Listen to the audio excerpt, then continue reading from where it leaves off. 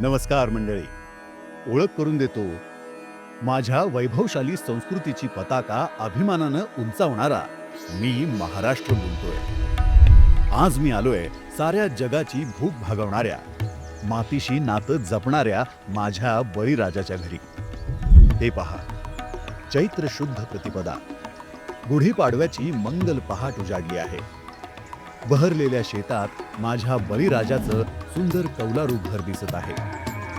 सडा घातलेल्या अंगणात सुंदर रांगोळी काढली आहे. शेजारी गोठ्यातून गायी, म्हशी, वासरांच्या हंबरण्याचा आवाज येत आहे. आणि अशा प्रसन्न वातावरणात माझा बळीराजा सहकुटुंब सुंदर गुढी उभारत आहे. गुढीच्या टोकाला पितांबरी साडी आणि त्यावर तांब्याचा कलश शोभत आहे. बळीराजाचा लहान मुलगा गुढीला कडुलिंबाची डहाळी बांधत आहे. बाजूला मुलगी साखरेची आणि फुलांची माळ बांधत आहे, तर मुलांची आई गुढीची पूजा करत आहे.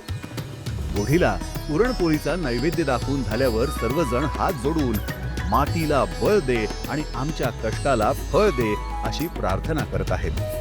अर्थातच माझ्या या लेकरांनी उभारलेली ही गुढी महाराष्ट्रातील कृषी क्षेत्राला समृद्ध करणारी आहे.